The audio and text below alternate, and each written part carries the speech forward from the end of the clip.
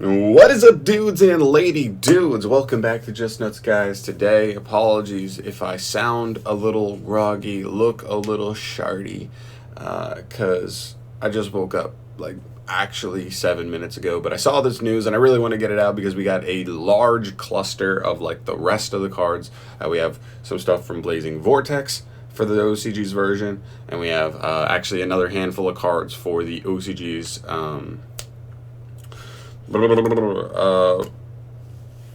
Phantom Rage. Jeez. All right. Anyway, we got it. We're going to start off with the new dual avatar fusion monster.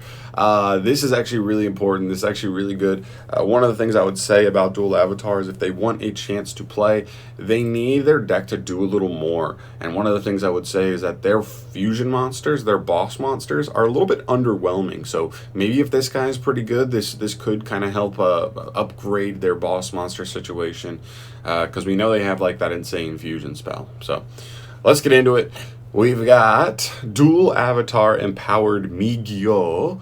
He's a level 7 light warrior fusion effect monster, 2,000 attack, 3,000 defense, so big fat booty. He requires specifically a dual avatar feat Kokoku. Oh my god. And 2 dual avatar monsters beside that. You can only use this card's name third effect once per turn. First effect reads, each dual avatar fusion monster you control cannot be destroyed by battle once per turn. Okay, battle protection for all your dual avatar fusions, including itself. That's not terrible. It does take away one alleyway of removal for your opponent. Fine. Second effect, once per turn, you can return all spell or traps your opponent has to the hand. Okay, that actually in matchups is just kind of like a Trunade. A giant Trunade just esque effect. That's kind of cool. It's not even just set one specifically. You could also throw some floodgates back into the hand. That's not bad at all, especially if you're really trying to push for damage. Just throw it all back in the hand. That's pretty nice. I would say if this could return all spell or traps on the field in the hand, that'd be kind of nasty because the deck does have a searching field spell, so you could like search with the field spell. It's been up for 1 or 2 turns, and then you bounce it so that you can activate it again, get another plus. But I understand why they wouldn't make that interaction. And the final effect, when a monster your opponent controls activates an effect, and you control 2 or more fusion monsters, quick effect, you can destroy that monster. Okay, it's not a negate. If it was negate that effect and destroy that monster, obviously this would be much better. But it's like a pseudo version of the Ballardrock effect, where Ballardrock says like if a zombie activates his effect, you could just like banish a zombie monster on the field. This one doesn't do that. It does destroy, but it doesn't target, and it is disruption, and that's definitely one thing the deck has been lacking as of late, because I believe this deck can fairly easily end on 2 fusions, and there's one of the other ones that like negates a card, and this one pops a card, so at least you can potentially try and pair those up for, you know, some semblance of like decent disruption, and he gives you some protection effects. I think he's a decent card. I definitely think he's a card you're going to want to include into the strategy, especially right now. We'll see if any more dual avatar cards come out in Blazing Vortex. But I think this is a decent card for them. Obviously, like I said, I'd like this disruption effect to be a negate and destroy. But we'll take just destroy. We'll take it. That's fine. All right, cool. So after that, we're going to move to Phantom Rage. What are these? TCG exclusives? Is that what these are? Identity of 5 world premieres. Okay, so these are the, I believe, the rest of the world premieres before we get the 3 OCG imports, because we got 12 mutant cards so far. I think there's still 2 more, and then 3 generic TCG exclusives, and then the other 3 cards in the entire set are supposed to be 3 OCG imports. At least that's what I think. So let's see. Are there any mutant cards here? Yeah, there are. Okay, 2 mutant. Okay, exactly what I thought. We don't have art here as well, so sorry about that. Well, hopefully we'll get some of that soon, and you know, just check back on that if you want to peep it. So we have Mahama, the Fairy Dragon. It's a level 5 light dragon tuner effect monster with 0 attack and 2,500 defense, so big booty. During your opponent's turn, when either player takes battle damage, quick effect, you can special summon this card from your hand, then apply one of these effects. Gain life points equal to that damage, or inflict damage to your opponent equal to that damage. Alright, I mean, I think like a while ago, I think like years ago, this card actually could have been pretty damn good. Unfortunately, Yu-Gi-Oh! Just doesn't revolve around the battle phase as much as it used to, so this is a little bit slow. You have to wait till somebody's taking battle damage, and a lot of the times, by the time somebody's taking battle damage, the duel's almost being decided, so I think it's a little bit too slow for competitive play, but it is still an interesting, like, you know, casual card for sure. Just a fun one, and it is a tuner. That's also cool, and a big booty, so interesting card.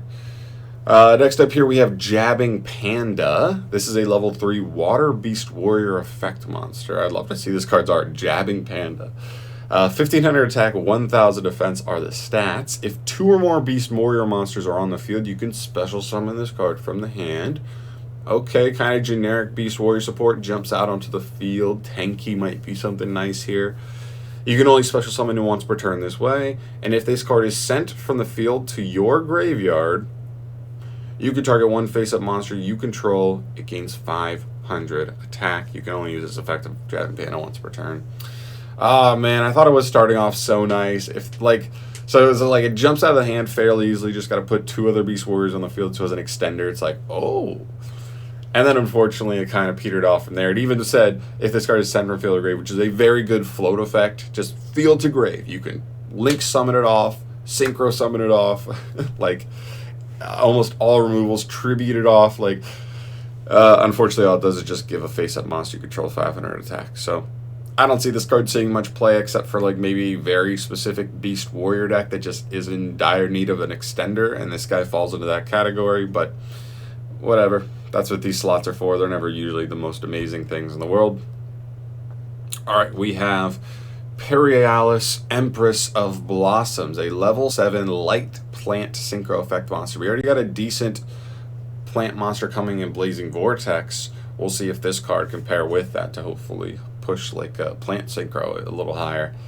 Has 1600 attack, 2400 defense. Its materials are completely generic, 1 tuner plus 1 or more non-tuners. It gains 400 attack for each plant monster you control except for itself. Alright. And during your main phase, you can special summon 1 level 5 or higher plant monster from your hand or graveyard in defense position except for itself. And obviously that one's a hard once per turn. Okay, so it's kind of a reborn card, but it doesn't really do much after that. It's an interesting card. I mean, like I said, the card that's coming in Blazing Vortex, this does work with that pretty well, because I believe that card just says when it's summoned, it's not draw, it's search any plant monster that's level 6 or higher.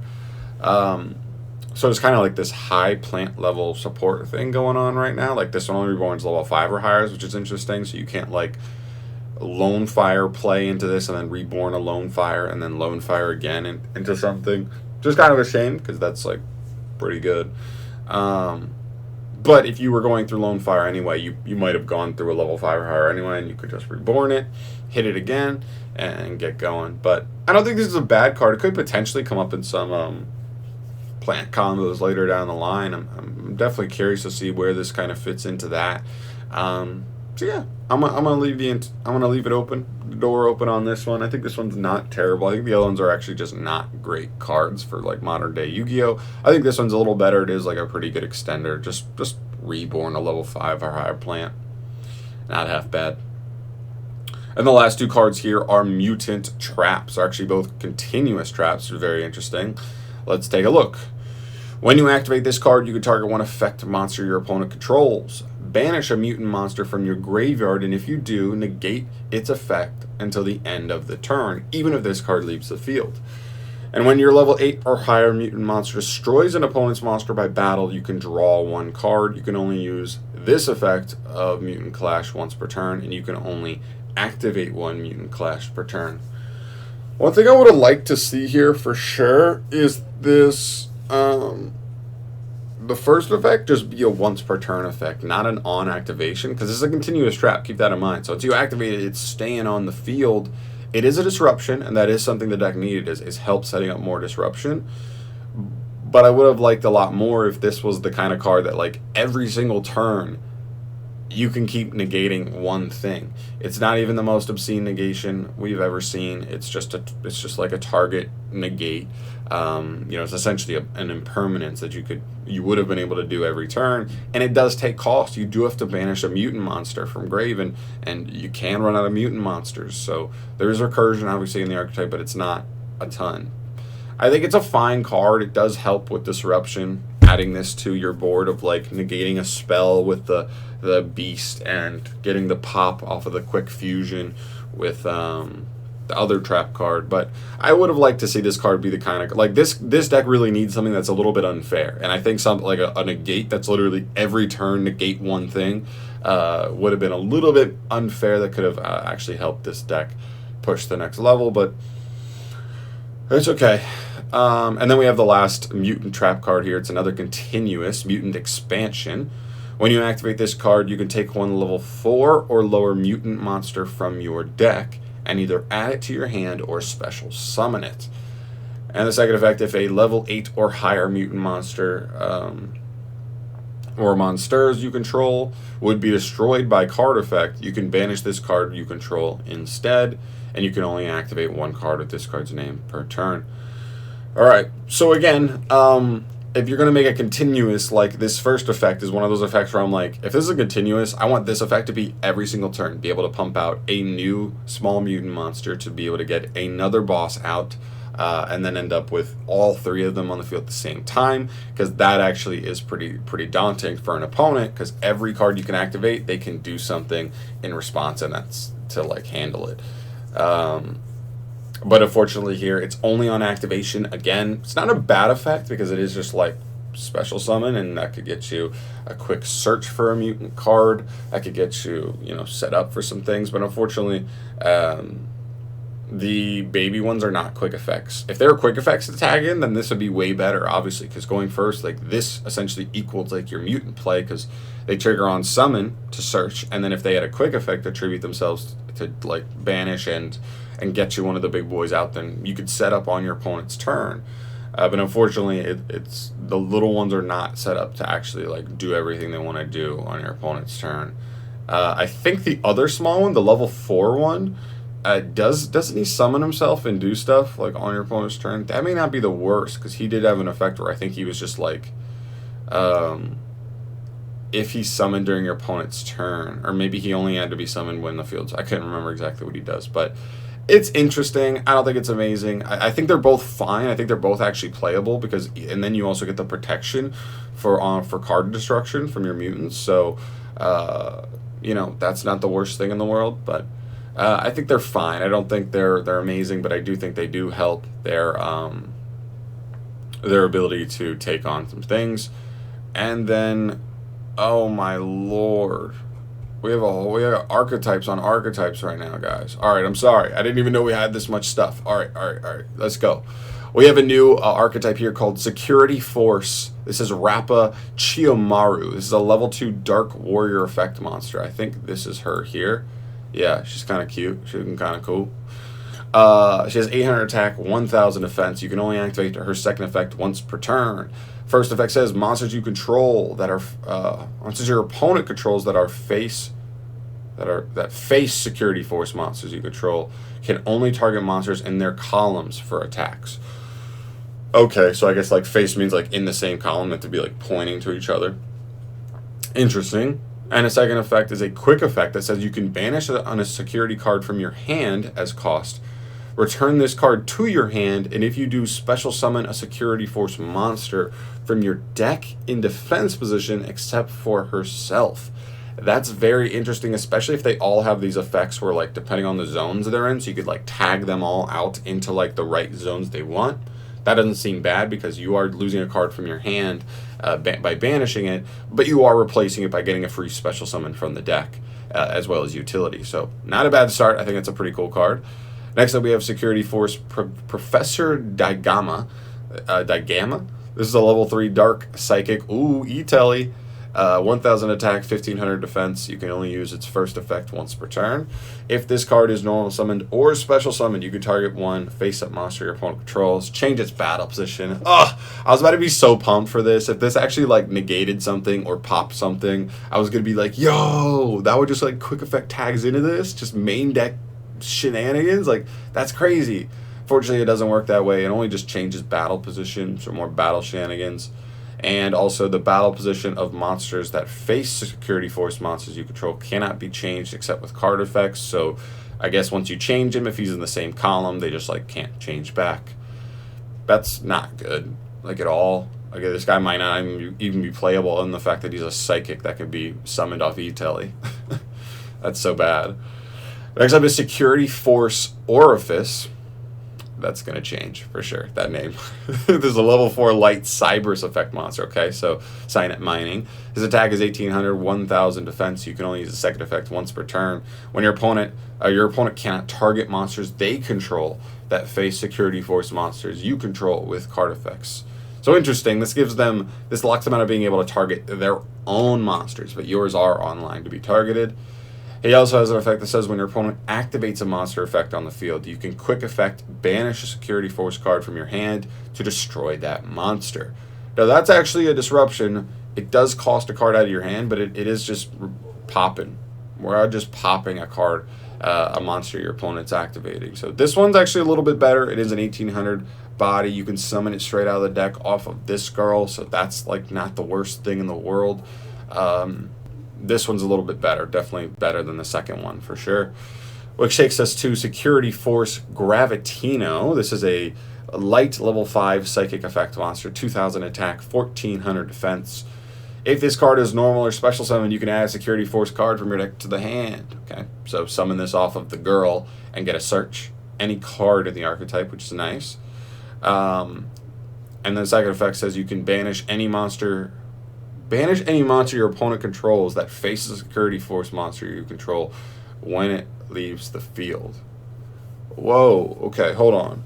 Banish any monster your opponent controls that faces a security force monster you control when it leaves the field. Whoa, that's worded so weird. Is this like when your security force monster leaves the field, you banish whatever was in the same column? Or is it if their monster leaves the field, when it was in the same column, you can then banish it? I don't really understand what's going on with that. Because that seems like it could potentially be like really good for this card. This card actually seems, it's a searcher, plus it has a nasty non-targeting banish effect. I'm curious how that ruling is going to work. Definitely. Well, we're definitely going to have to check up on this effect later on to see exactly how that one works. All right, but moving on, we have a level 6 Dark Spellcaster effect monster. This is Security Force Pla equals Tina. 2200 attack, 2000 defense. You can only use its first effect once per turn. If it's normal or special summon, you can target one of your banished Security Force monsters, except for her, and special summon it. That's not bad because, like, the first one we looked at, special summons this by banishing another one from your hand. Then she reborns the one that was banished from your hand. And then you have 3 of them on the field. All right. And then also monsters your opponent controls that face Security Force monsters lose 600 attack. Okay.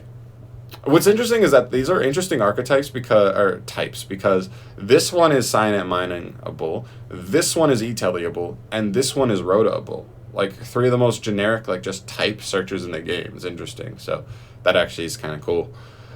Next up, we have Security Force Justify.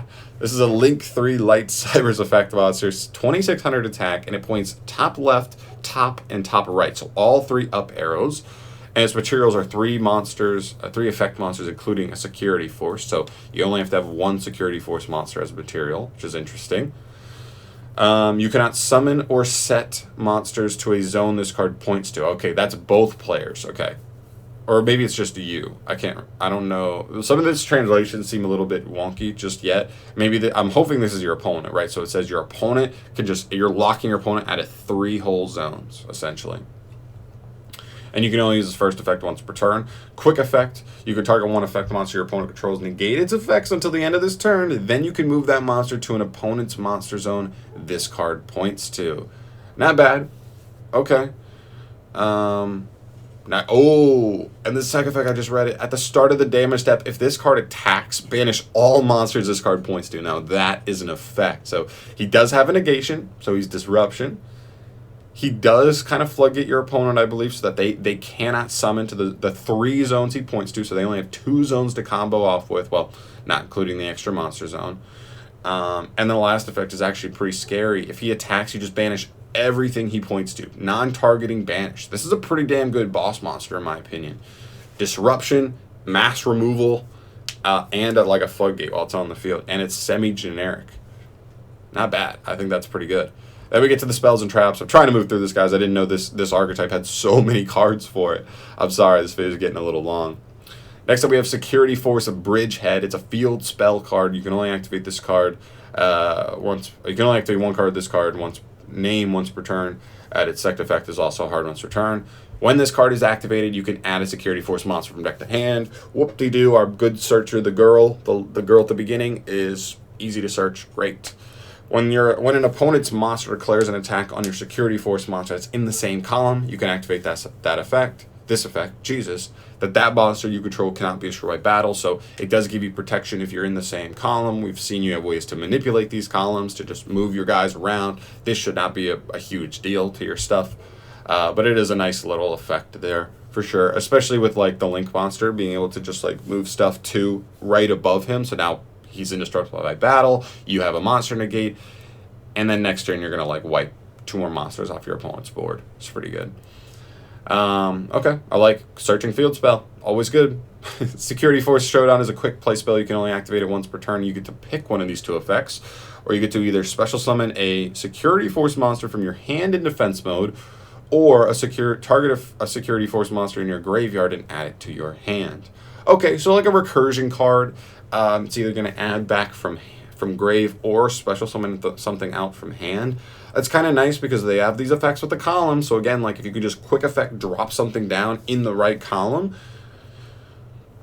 it could change things around. You've got cards that tag out, get you summons. You have cards. I like this also because you do have a couple of high-level monsters that we've already looked at in here. We've got like the level 6 Dark Spellcaster and the level 5 Light Psychic. So those don't have any way to summon themselves. So this does help with that. I like this card. I don't know how many you're going to play of it because it's not really a starter. It's kind of like a mid-range like recursion card. But I think it could come up to help you like unbrick certain situations. And then we also have Security Force Specimen. This is a new trap card for the archetype. It's normal trap, and you can only use one of either its first or second effects once per turn, and only once that turn. So I'm assuming this is a banish itself kind of effect. If your opponent controls a monster, you can target one of your Security Force monsters that is banished or in your graveyard, special summon it to your field so that it faces a monster your opponent controls. Okay, so kind of a Call of the Haunted-esque effect, but we have the guy that like searches when he's summoned. We have something that special summons a banished guy when he's summoned. Okay, that's not the worst thing in the world. Second effect, you can banish this card from your graveyard, then target a Security Force monster you control and move it to another of your main monster zones. That's also very nice for the archetype. Not an overly powerful second like banish effect, which we've seen before, but a nice one for the archetype being able to move stuff. Because I believe you could potentially move your Link guy too, which is interesting. And obviously moving all of them gives them the ability to keep disrupting. So, cool archetype so far. We have one more monster here. This is Saros Erish Kurunugius. I'm thinking this may not even be part of the archetype, but this is a Link 5 Light Fiend effect monster. 3,000 attack at points up, right, bottom right, and bottom. It has its materials are 4+ effect monsters. You do have to have 4 different effect monsters here. They don't have to be different names, but you have to use 4 separate ones, not like Link 3s and Link 4s and stuff. If you Link summon this card, you can use one monster your opponent controls as Link material. Whoa! Now that changes a lot, because we have stuff like Boral Sword and Borreload that take 3 materials, and now this card essentially just needs 3 effect monsters, and then the last one can just take your opponent's monster. Wow, that's insane. Wow, that's almost like Cyber Dragon Contact Fusion-esque. First effect, if this card is link summoned, negate the effects of all face-up monsters your opponent currently controls. Okay, that's nasty as well. This link summon card is unaffected by your opponent's activated effects that do not target it. Oh, so only targeting effects like affect this card. Nothing that's non-targeting. That's also super interesting. Once per turn, when a card or effect is activated that includes special summoning a monster from the graveyard, you can quick effect negate that activation. But only stuff that's summoning from the graveyard. This link monster is insane. This is going to change the game. I'm calling it right now. All you have to do is put 3 effect monsters on the field, and you can just use your opponents as the last material. This is the next step in Konami delving into like contact fusion-esque things. Wow. And then it also has protection. It has the ability to blanket negate everything on summon. And then it also has a negate. Obviously, it's a pretty specific negate. Only affects that special summon a monster from grave. But that comes up. It really does. That comes up in like every combo deck. So, yeah, definitely a nasty card. This card's insane. Taking us to our final card here, which is actually a new live twin. I was not, like, obviously the live twins just look like the 2 girls in their forms. We actually have another one. This is Live Twin Lila Treat. This is a level 2 Dark Zombie effect monster with 500 attack, 0 defense. You can only special summon 1 card with the way written in her effect once per turn. If you control a Kiss to Kill monster, you can just special summon this card from the hand. Alright. And when either player takes battle damage involving an evil twin monster, just take interesting. You can banish this card from your graveyard, then target 1 face-up monster your opponent controls. It loses attack equal to that battle damage. This card seems terrible. I mean, like, I guess it's an extender, and it's a live twin, but, like, a lot of their cards are specifically, like, you only get to do something if you have specifically a Kiss a Kill or a Lila monster on field. I like her design, but unfortunately, I don't see where she fits in the archetype just yet. Maybe that's just me, where I'm at sitting here. I don't see it yet. Maybe she does have a part in the archetype as an extender, but I just don't see it. So definitely fill me in the comment section down below. We've got so much to look over here. We have the new archetype. I think it's dope. It's like another, the next step for Mech Knight-esque decks that just like change their columns, take advantage of those columns, keep moving. They do some interesting things. I don't think they're amazing just yet. I don't see enough disruption, but they do have some dope cards. I'm not going to lie to you about that. They've got a searching field spell. They got a girl that summons their monsters from deck as a quick effect, no less. You've got a link monster, that boss monster, that's actually pretty nuts. And a trap card that allows you to, support the archetype pretty well. So definitely let me know what you think about all these cards. We got mutant cards. We got these 3 generic cards. I think we're kind of letdowns for sure, but whatever. And then we have obviously the new archetype and the new live twin card and the new link. This link is insane, guys. Let me know. There's so much going on here. Let me know your thoughts on everything. I'm sorry this video is so long, but there were way more cards here than I thought, so I was kind of going like slow and steady because I was like, oh, we got like 8 cards to go over. No, there's just like 20. Sorry. I'll see you in the next video. Thank you so much for watching. If you want to stay up to date on all Yu-Gi-Oh card reveals, because I cover them all, I'm telling you, subscribe to the channel, and I'll see you in the next video. Peace.